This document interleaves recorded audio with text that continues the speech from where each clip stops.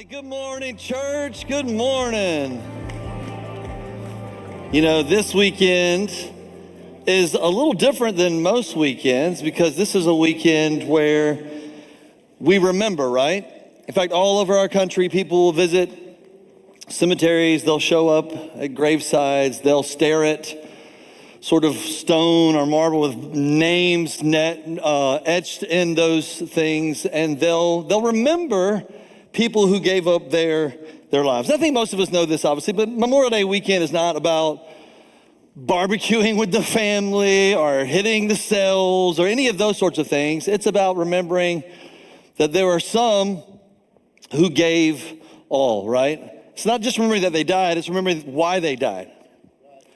They died for us. They died for our country. They died for freedom. And again, that's why we say all across our country, some gave all, because some did. And maybe some of you are connected to some people who gave all. You're related to some people. You're familiar with some people. But when you understand the why behind a sacrifice, it turns something tragic into something meaningful, doesn't it? And of course, if anybody understands this or should understand this, it should be the people of God, because the greatest sacrifice ever made is the willingness of Jesus to give up his life for us, to sacrifice his life for us. And we don't always, I think, take the time to just remember, to just sit and be still and remember. Most of us, I think, if I can say it this way, most of us don't struggle to remember that Jesus died. We struggle to remember why it matters. And that's what we're going to talk about this morning. And interestingly enough, Jesus knew that we would struggle to remember why he died. So he gave us something, he introduced something that we would never forget. But before we see what that thing is, I want to give you just a little bit of context. It's the day before Jesus' crucifixion. No one knows this, of course, except Jesus himself. And while he's made it clear to his disciples that his inevitable death is approaching, they just can't connect the dots. It just goes right over their heads. Anyway, before Jesus is arrested, before he's crucified, he wants to sit down with his closest friends for one final meal. He wants to have one last supper. And it isn't just any meal, it's actually a very symbolic meal, the Passover meal. If you didn't know, once a year, Jewish families from all over the world would show up to Jerusalem to celebrate the Passover. And by the way, that Jewish families still celebrate this event all these many years later, but they would gather together for this special meal where they would sit down and remember how God delivered, how God rescued his people from Egyptian slavery.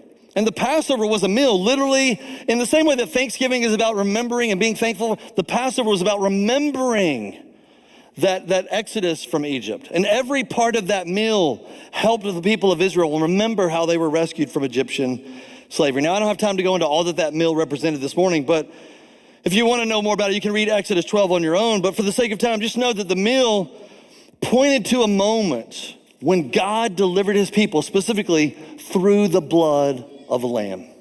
Remember, they would paint the doorposts all around it, and the angel of death would pass over, and that's why they called it the Passover celebration, Passover festival. And every year, the Jewish people would gather together, and they would remember. They would remember this great moment. But on this night, some 1,500 years or so later, well, Jesus takes this meal that had always pointed backwards and turns it into something that points directly to him. I'll explain more in a minute, but notice how Luke describes this evening when they're all spending time together. Jesus sent Peter and John, two of his disciples, saying, "Go and make preparations for us to eat this Passover meal." So Jesus looks at two of his closest friends, again, Peter and John, former fishermen, now disciples of Jesus, and says, "Hey, go get the room ready, go get the table ready, go get the meal ready. I want to sit down and enjoy this meal with all of you this evening." But instead of giving them a location, Jesus gives them a set of instructions. And as we'll see, that sound more like a scavenger hunt than anything else. Notice how this plays out. "Where do you want us to prepare for it?" they ask. They're from Galilee. They're in Jerusalem now. So they're miles and miles away from their hometowns. Like, "Hey, Jesus, we're not from around here. We don't have any relatives that live here. Where exactly do you want us to prepare this meal? Well, what's the place? What's the address of this place you want us to go to and get this thing, make this thing happen? And again, this is where the scavenger hunt comes in. Notice what he says. He replied, as you enter the city, a man carrying a jar of water will meet you. Follow him to the house that he enters. Now, if you're Peter and John, think about this. If you're hearing these instructions, aren't you going to push back a little bit? Wait, Jesus, just tell us the place. I mean, do we have to do all this, like run right? Can you just tell us give us the address, we'll go, we'll set up. We're happy to get this meal ready, get everything going, but can you just tell us the place? But Jesus says, Adam, no. You'll know the guy when you see the guy. He says, as you enter the city, a man carrying a jar of water will meet you. Follow him to the house that he enters and say to the owner of the house, the teacher asked, it's Jesus, the teacher asked, where is the guest room where I may eat the Passover with my disciples? Now, again, imagine having to follow a stranger that you don't know. You're an out-of-towner. You're not from Jerusalem. You're from Galilee. You probably have a little accent that gives you away that you're not from around those parts. And you have to say, hey, the teacher wants to know where we're going to be eating dinner in your house tonight. Can you kind of point us in that direction? And Jesus said, hey, you don't need to explain yourself. You don't need to give a lot of background. Just say the teacher, and they'll know it's me. They'll have an idea. Now, I wouldn't want to personally lead with those instructions. That seems awkward to me, but Jesus is like, hey, it's all going to work out. In fact, here's what's going to happen. He will show you a large room upstairs, all furnished, like ready. It's ready to go for our dinner. Make preparations there. Now, again, if I'm Peter and John, I got follow-up questions like, Jesus, why are we being so secretive about this? Like, why is this got to be so private? Why don't you want anyone else to know? Like, why can't you just tell us, what the plan is? But here's the thing, Jesus knows what he's doing. And in fact, this meal they're about to share together, this meal is so important that it can't be interrupted. You can't have random people, because obviously people love to follow Jesus and swarm around Jesus. And Jesus like, this needs to be private. So just do this thing, and I'll explain more later. Notice what happens next. They left and found things just as Jesus had told them. So they prepared the Passover. Peter and John do what Jesus asked them to do. They follow the instructions of the scavenger hunt. And they find this man, they find this house, they find this room, and they make preparations. And of course, I'm sure that when they do all that they do, they discover what they've been discovering about Jesus as they've spent the last several years with him, following him around. They discover that Jesus, once again, Jesus can be trusted, right? Jesus knows what he's doing. When Jesus says something, when Jesus says anything, you can take it to the bank. He's trustworthy. He's reliable. Anyway, Peter and John make the preparations for this meal. And then once they're finished, they just wait, we presume, for everyone else to join them. Jesus knows where he's going, so he'll bring the others with him, and that's what happens next. Luke says, when the hour came, Jesus and his apostles reclined at the table. So Jesus and the other disciples join Peter and John, and they all take their places at the table. And at first, I'm sure this probably feels like any other Passover meal. They grew up, all of these disciples grew up partaking in this Passover meal. They knew what the bread symbolized. They knew what the lamb symbolized. They knew what the drink symbolized. They knew all about this dinner. They'd grown up around this dinner. Same setup, same tradition, same routine. They're very familiar with how this dinner happens. But what they don't understand is that this dinner is going to be different. Because in just a few short hours, everything is about to change. Everything is about to change. Jesus knows this, of course. Jesus knows that everything's about to change. Jesus knows the betrayal is coming. Jesus knows his arrest is coming. Jesus even knows the cross is coming. But again, his disciples are clueless. And this is why, perhaps before anyone even takes a bite of food, Jesus says these words. And he said to them, I have eagerly desired to eat this Passover with you. And notice these words, before I suffer. That's a clue, right? I mean, the disciples should know. What do you mean, Jesus? I've been looking forward to eating this meal with you before I suffer. The next day, before the cross happens. For I tell you, I will not eat it again. This is my last one of these with you guys. Until it finds fulfillment in the kingdom of God. Jesus knows that over the next 24 hours, he's going to be betrayed by one of his disciples. One of his disciples is going to deny that he even knows him. He's going to be arrested under the cover of darkness in the Garden of Gethsemane. He's going to be mocked, ridiculed, beaten, and ultimately crucified on a cross. And yet he still says, hey, I've eagerly desired, I've been looking forward to this moment with you, to having this dinner with you. And again, the next part went right over the heads, before I suffer, before I endure the cross. So in other words, Jesus lets them know, this is our last meal together. This is the last time we will do this before I suffer. And it appears that even though he says this, and even though it's clear to all of us, I think, they're not tracking with him. They're clueless as to what he's talking about. They don't even seem to ask any follow-up questions. And then Jesus does something that they didn't see coming. And I said this earlier, but I just want to say it again because I want you to understand this. Come on. Hello? There we go. Jesus takes this meal, again, that had always pointed to something backwards, the Exodus in Egypt, and he turns it into something that points to him. This meal, this Passover meal, again, that symbolized so many other things in their history, Jesus is going to make this meal all about him. Notice how he does this. He says, first, and he took the bread. There had always been bread at this meal, unleavened bread, because they were in a hurry to get out of Egypt. The yeast, they didn't put yeast in it because the yeast needed to rise, and so it was unleavened bread. And he took this bread, he gave thanks and broke it, and gave it to them saying, this is my body, given for you. Do this, participate in this meal in remembrance of me.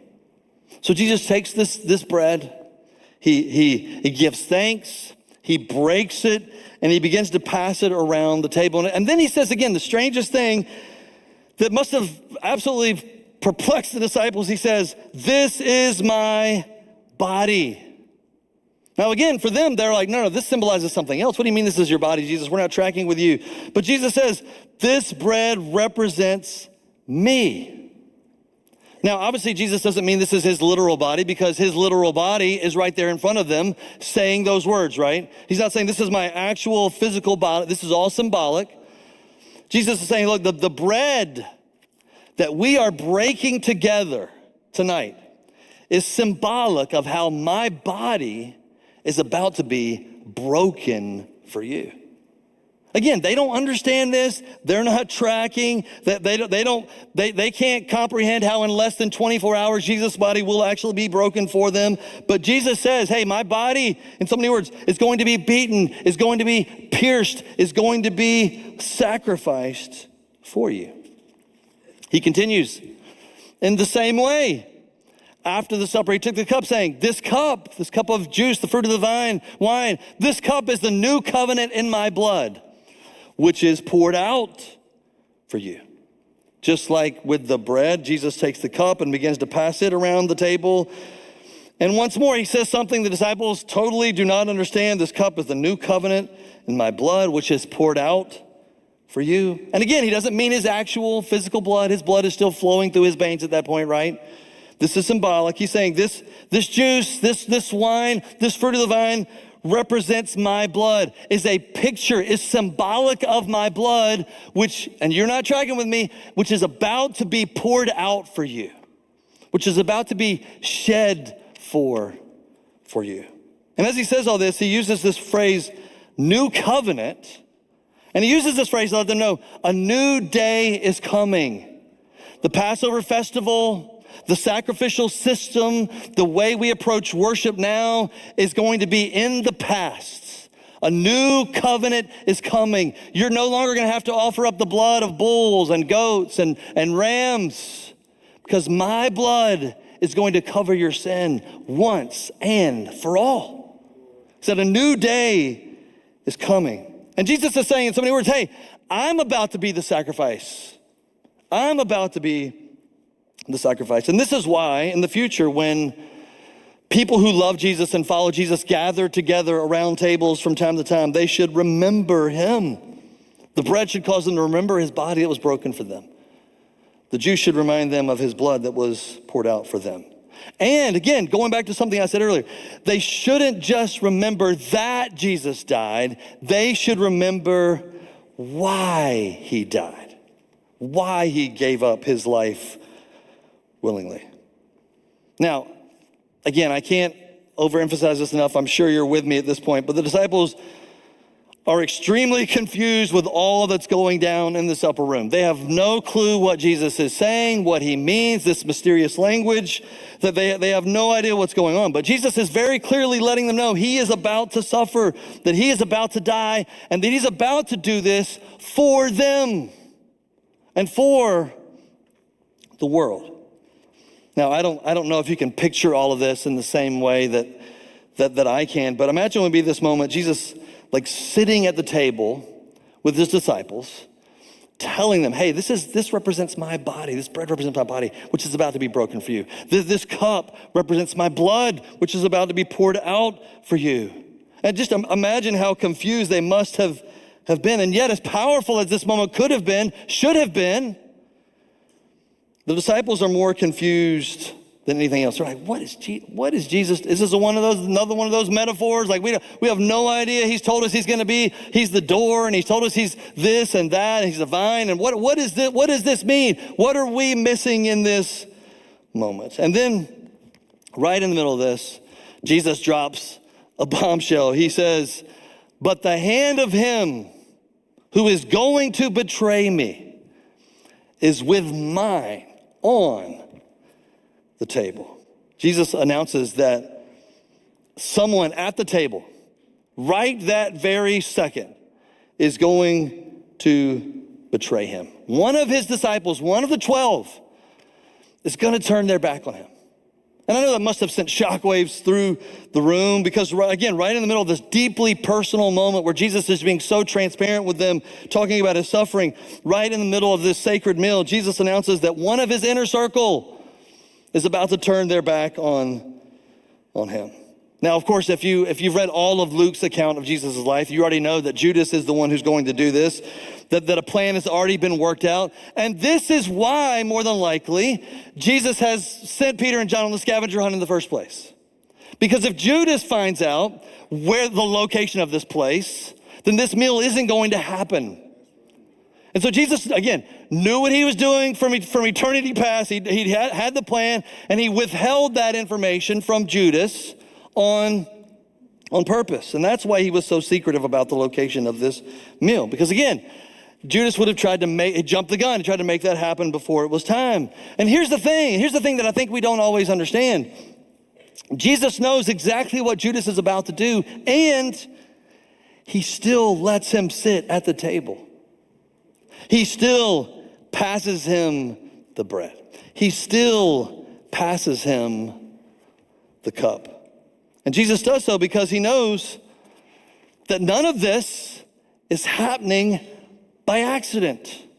This is all a part of the plan. In fact, notice what Jesus says next, which proves that it was all a part of the plan. He says, the Son of Man will go as it has been decreed, as it has been written. This is Jesus' way of saying that, look, everything that has happened up to this point, and everything that will happen after this, even though, guys, it doesn't seem like it's a part of the plan, even though it seems like the plan has gone seriously awry, the Son of Man will go. Everything that's about to happen to me, Jesus is the Son of Man, will happen as it has been decreed. It's a part of God's plan, which means the betrayal, the arrest, the suffering, and the cross, all a part of God's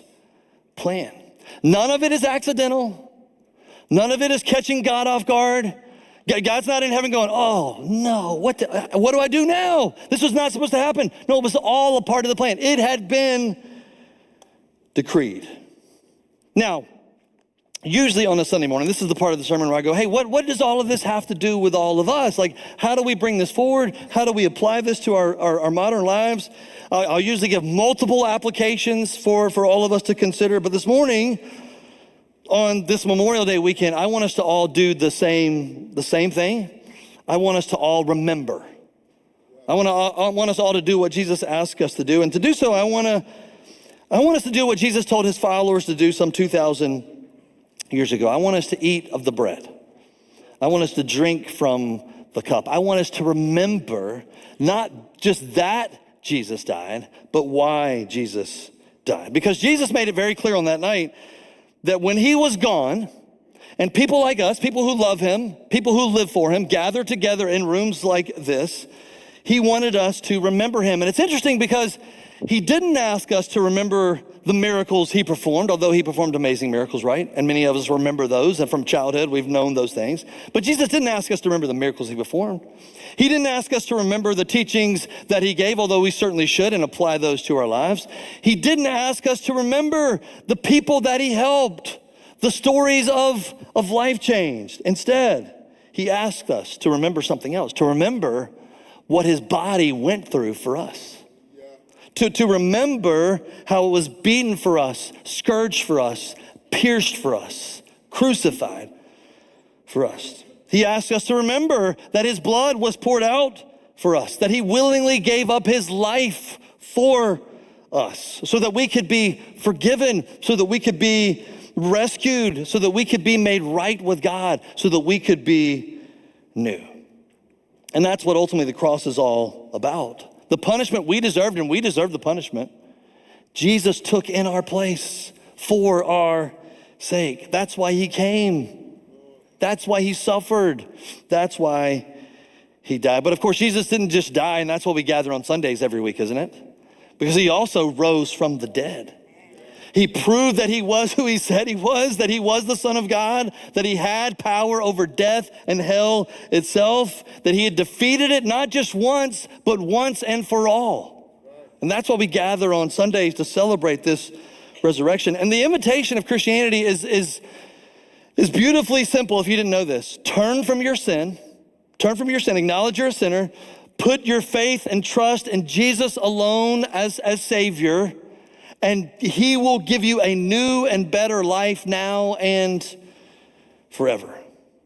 Now, I don't know where everyone in this room stands with God today. I'm sure there's someone here that don't have a relationship with him. But if you've never trusted in Jesus as your Savior, if you've never seen him for who he really is, if you've never acknowledged that he is the Son of God who died for your sin and rose again on the third day, then that's the decision you need to make today, to recognize who he is, receive the new life he offers, and begin following him before it's too late.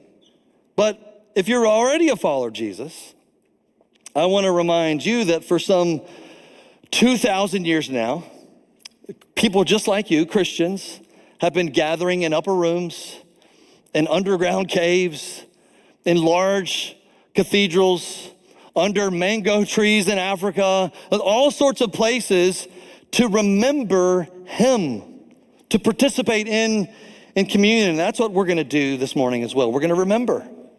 We're going to remember that Jesus gave his life for us. We're gonna remember that his body was broken for us, that his blood was poured out for us. On this weekend, again, we just thought it would be perfect because on this weekend, when everybody in our culture is remembering, taking some time to remember what our brave American men and women who fought for our freedom have done for us, we thought it appropriate, hey, let's remember the greatest sacrifice ever made.